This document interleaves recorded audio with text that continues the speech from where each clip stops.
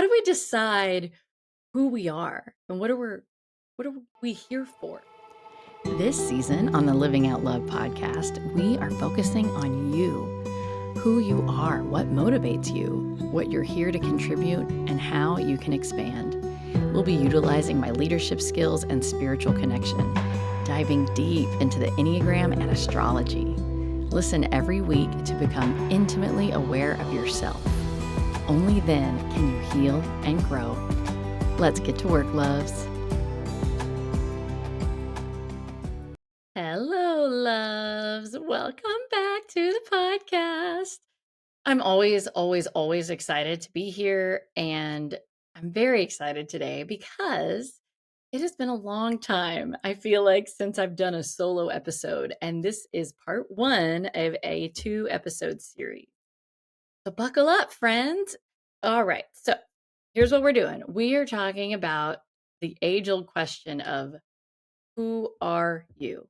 That's the whole theme of this season of the podcast, is getting to know who you are.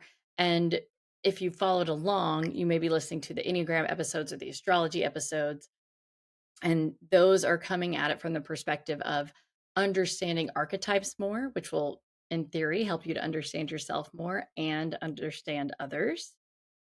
So that's helpful context. What we're doing today is a little bit different. I want to talk about how do we make decisions about who we are. There are times in life where it is obvious that we're going to have a direction change or perhaps expand our area of focus. This could be graduation from college. This could be your job role changes. This could be perhaps you have a child with special needs, and so you have to learn how to parent differently and have a new social network. Perhaps you discover a talent or a gift or a skill that you didn't really know you had. And so then you have to decide, is this important? Does it matter? Is it a part of my life purpose? How do we do that? How do we decide who we are and what are we here for? And the thing is, these things, even when they're positive, they can be very unsettling. And that's putting it lightly.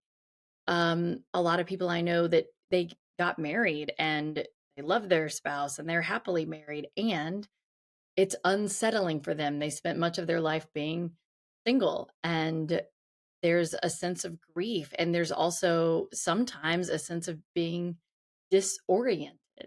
It's it's easy to feel as though you don't know who you are anymore, and to kind of wonder, am I still the same person? That Yes, the example I gave was newlyweds, but that could happen in other ways. If you go from being an undergrad student to graduating and getting a job, that's a lovely expansion. That's what the goal was. And congratulations. And then at the same time, you're not hanging out with the same people. Your days look very different. And there is a sense of, how did I get here? So, who are you and who are you now? Who are you now and in this decision? This week, I've been thinking about that in terms of the curveball. Life throws a curveball at you, and this, metaphor for anybody that doesn't know is a baseball analogy, and curveballs are perhaps harder to swing at. I don't know because I'm not a baseball person, but that is the way that we use the analogy, that you don't see it coming. It comes at you sideways. It's harder to swing at, and that's a curveball. So who are we when a curveball comes our way? And in the analogy, do you even swing at the ball, or do you just let it pass and hope that more don't follow?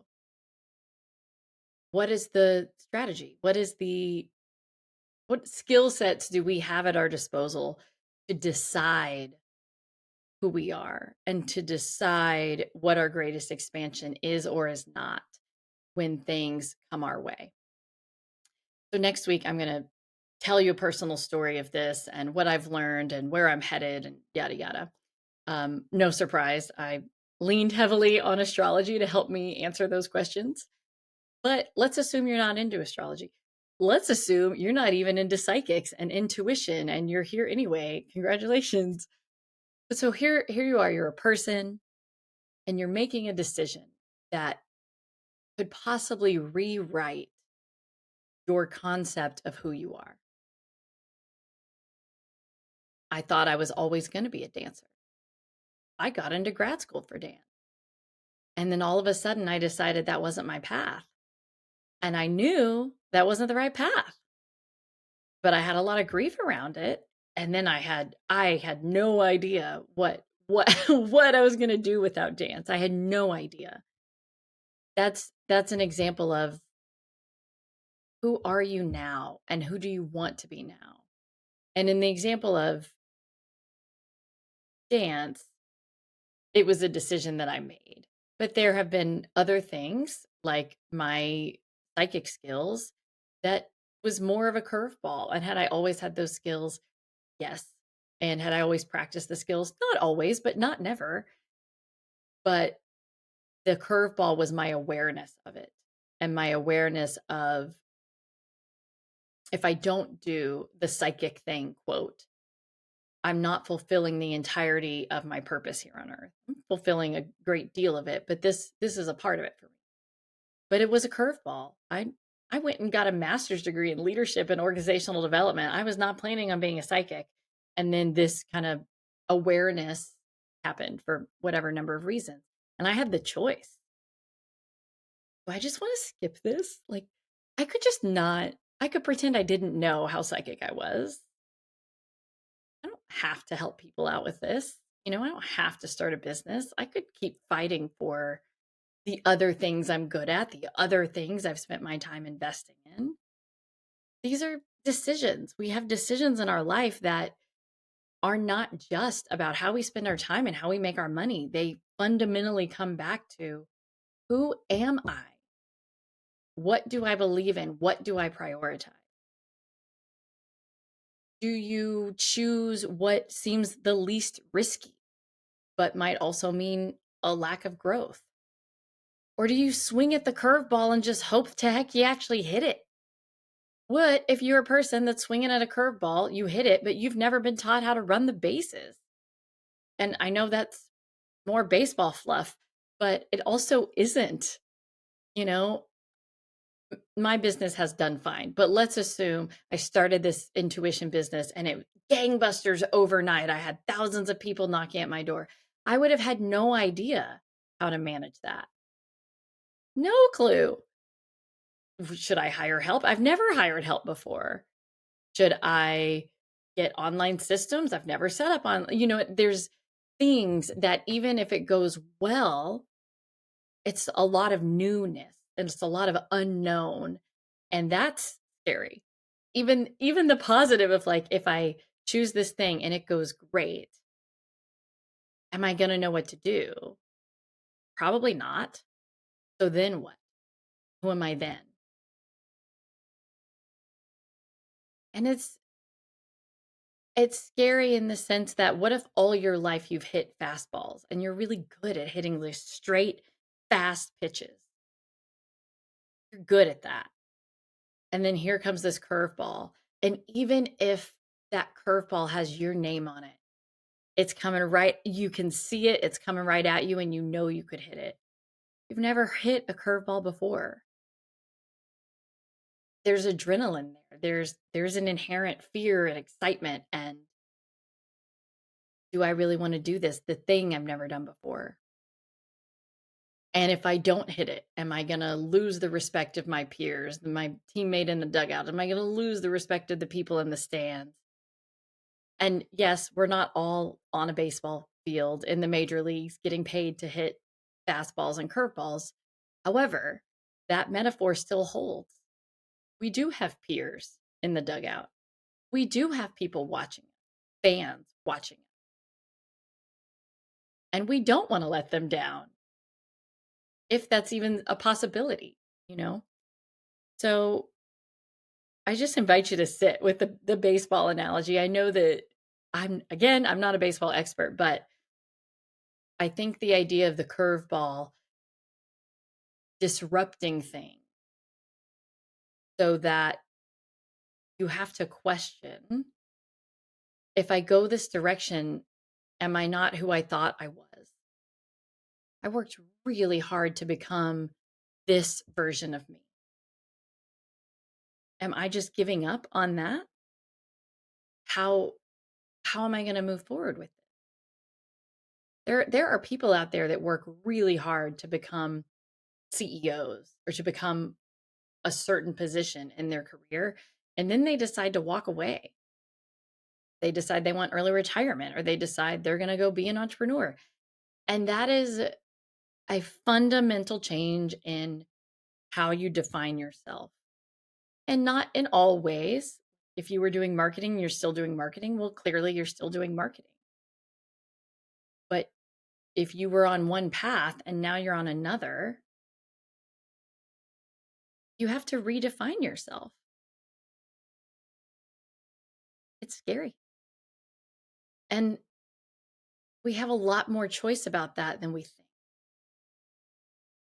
I believe that life, the experience of life, the experience of having a physical body in divine, energetic experience, I believe all of life truly loves us. And the human experience far from reflects that much of the time. That being said, I think there's divine intelligence in the pit. So, in this analogy of you're throwing a curveball, it's not a pitcher on the mound that's on the other team. It is divine intelligence pitching you these balls that you get to decide, are you going to swing at or not? So, let's imagine you're at bat.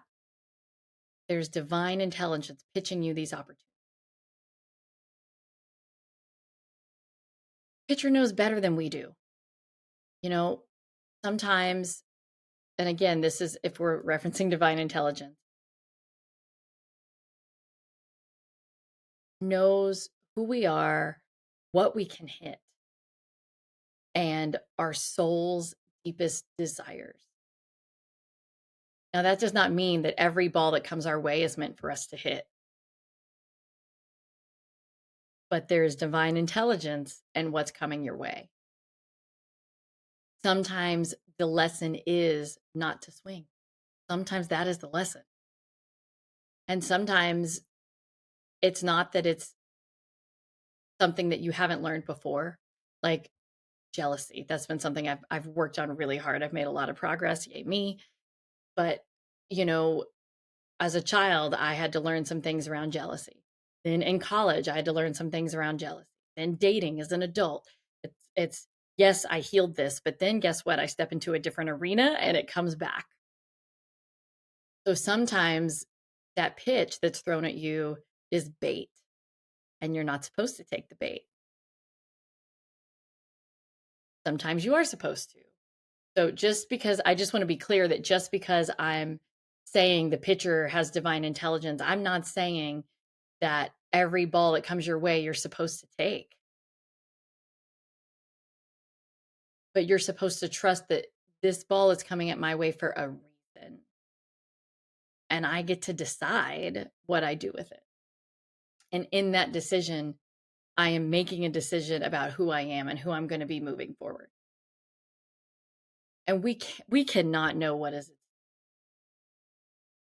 In the baseball metaphor, we can talk about who's on base and who's at bat next. There's things we could reference, but we cannot know. We are humans and our brains are amazing, and we haven't even discovered what all they can do, but we cannot know. This universe is so divine and complex beyond what we can understand. So then how do you know to swing or not swing? That's what I want to talk about. And the good news is that these life decisions, they typically don't happen as fast as a baseball coming at you. Like, this is not a 90-mile-an-hour decision, so that's great news. The bad news is you don't get to practice necessarily, and you can't predict as well.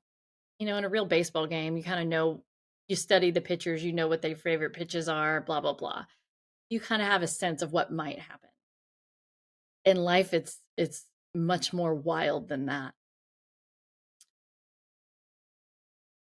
And so, as I said, there's the divine intelligence pitching us these balls. And no matter what kind of pitch it is for our growth. It's part of our divine plan. At some level, we want or we need this thing that's coming at us. And again, it doesn't mean we have to swing at it. Sometimes it's bait. Are you going to take this bait and fall into this lesson and have to learn it once again? Or are you going to really cement for yourself, oh, I've learned this. I've already learned that I have nothing to be jealous of. I figured that out. And this is just tempting me back into that old pattern, but I'm not going to do it. Or is this a great opportunity? Is this thing going to change my life?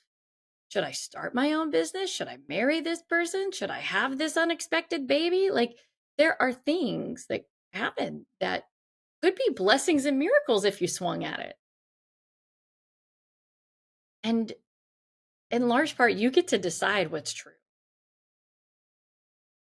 The capital T truth is not something that exists here on earth. That is a divine soul level energetic plane thing. So the truth of whether or not, the lower T truth of whether or not you were meant to take that job or have this baby or graduate from this school, you get to decide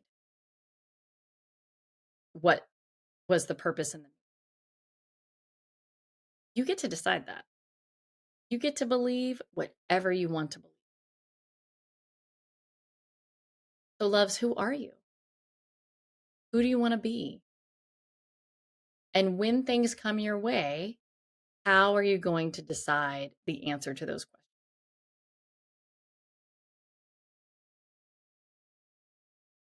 So,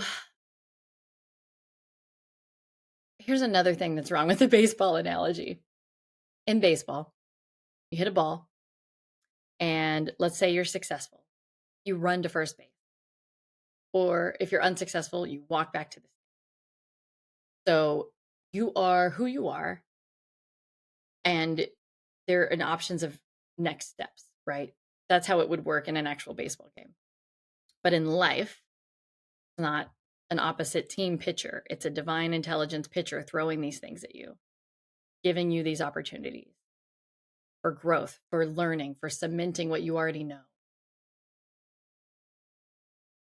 But when you hit these balls, rather than them flying back, they integrate into you. It's as if hitting the ball would change the name and the number and the color of your jersey. And then, yeah, you might walk the base, but you are a different person because you chose to take that job, because you chose to retire, because you had a kid with special needs, because you got a diagnosis. You are a different person. Congratulations. So that's, the baseball analogy only goes so far. Life throws things at us. It certainly feels like that, right? Like we just are thrown things. It's easy to feel like we're bystanders to this world where, oh, up ahead there was a car accident. I didn't choose that. I didn't create that. It was just there, and I get to decide, am I going to stay in this lane, or am I going to swerve, or am I going to try and back up? Like, how am I going to navigate driving to work when there was a car accident up there, right? We feel like we're bystanders. But that was an incident that was given to you. Maybe you need to practice patience. Maybe you need to practice flexibility. Maybe you need to practice compassion. There's a purpose behind these things. I think as humans, we can't fully understand how things are not on accident, but also there's more than one divine perfect outcome.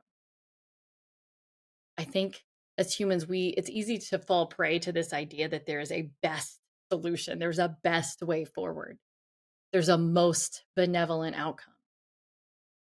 But there is more than one most benevolent outcomes. We live in an infinite universe with a divine intelligence that's so divine we can't even agree on a name for it or a function for it.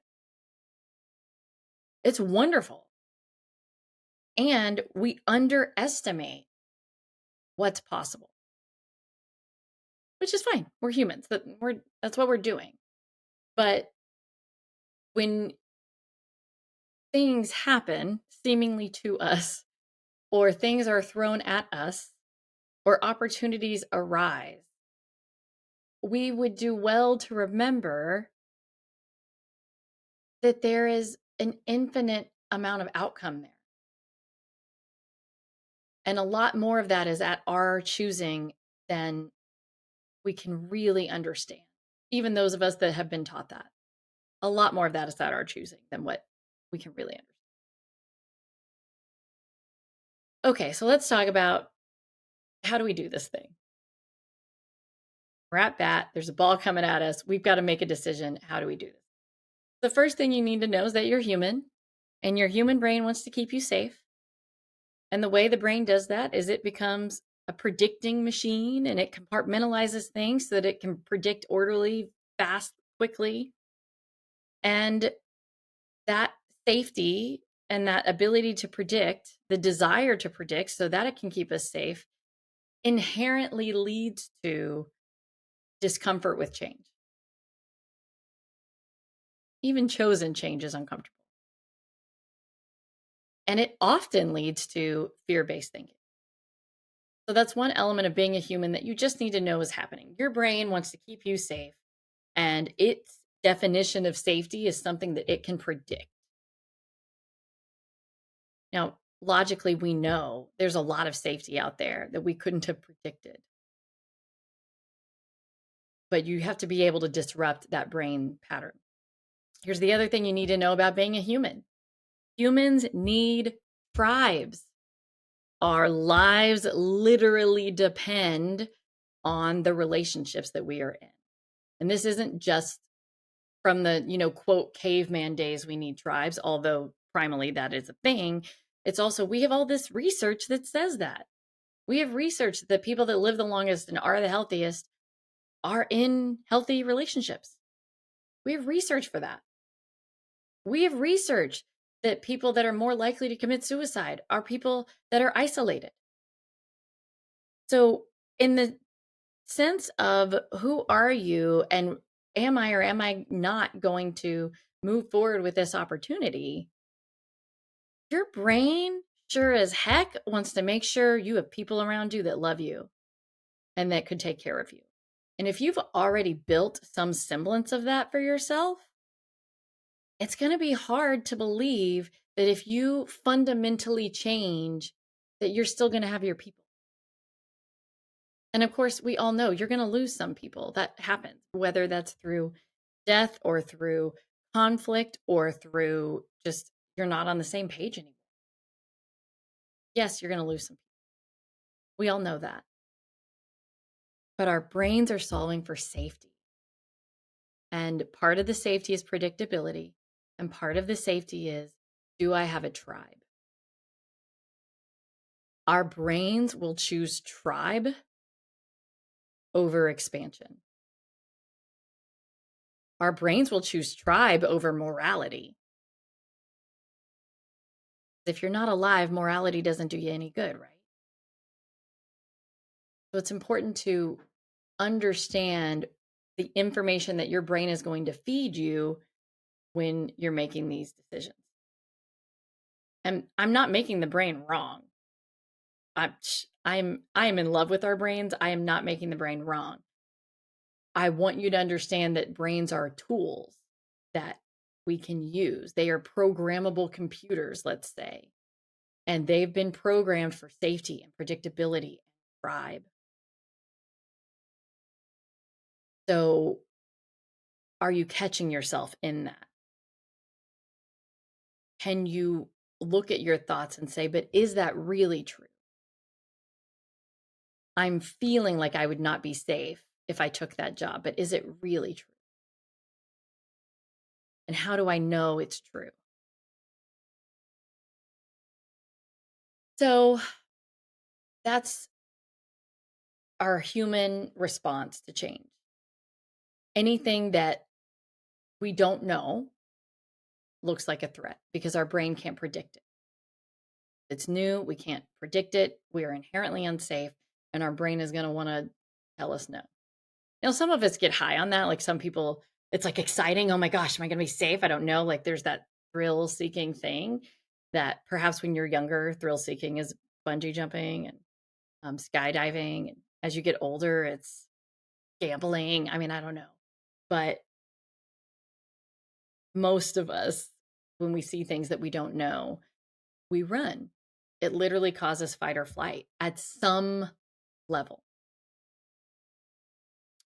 And now that being said, I've sort of been bad mouthing safety, right? Like if you try and stay safe all the time, you're just going to do everything that you've done before, and that's largely true. But safety also gets a bad rap. Like in the spiritual communities, you'll hear things like safety keeps you small, safety is an illusion, um, and there's some truth to those statements. But safety also keeps you alive, and safety helps you to protect and provide for yourself and provide for others. So I am not suggesting that we throw safety out of our thinking. I'm just suggesting that we need to be aware of when all of our thinking is focused on safety because we haven't done the thought work that we need to do in order to invite some other thoughts. Sometimes it really doesn't even take that long. It takes 5 or 10 minutes of journaling of realizing, "Oh, I've been in XYZ thought pattern. I wasn't thinking about, oh, this job pays more, but it doesn't have benefits." It could be anything. So if if safety is important, and it is, our job is not to let it be the only thing. And our job is not to disregard it entirely. Our job is to regard safety with mindfulness. And safety could look like a lot of things. It could be physical safety. Is my body too tired to do this physical labor job? It could be that. Or it could be, if I take this risk, what is the likelihood I'm not going to be able to provide for my family? It could be that.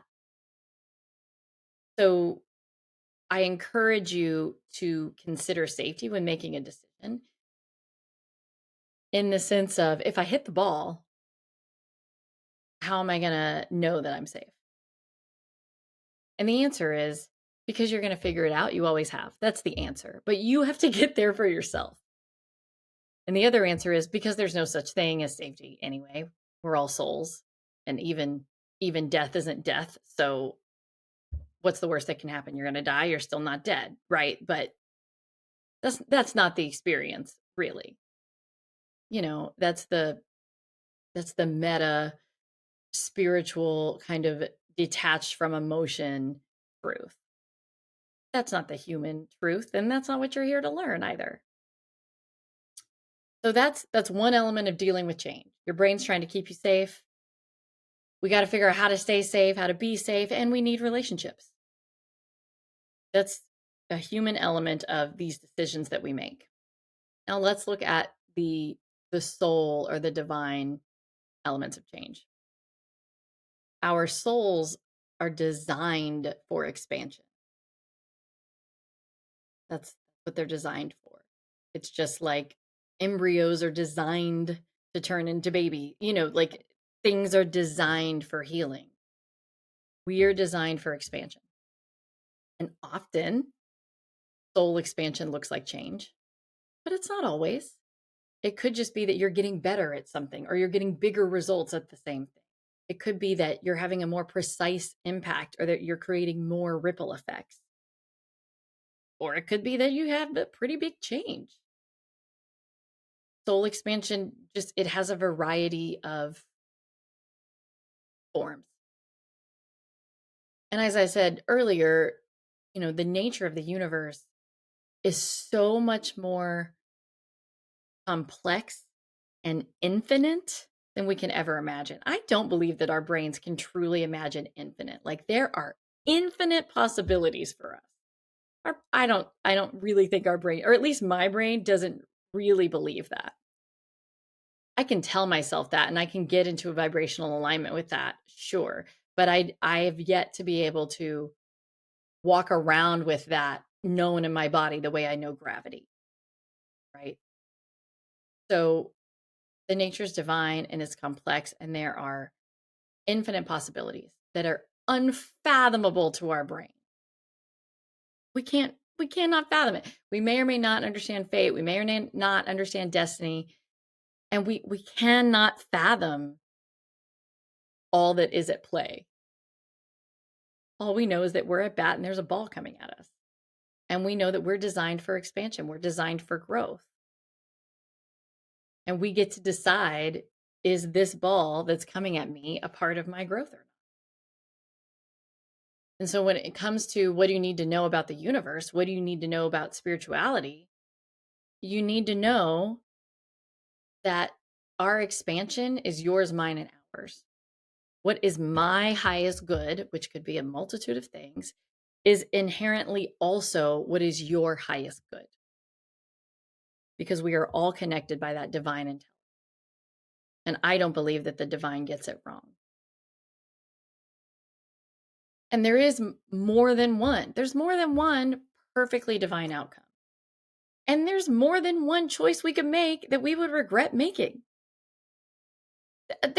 And we could have chosen the exact right perfect decision for us and still regret making it because that's what we decided. So just know when life is doing what life does and you are making decisions about it, remember that there's infinite potential here.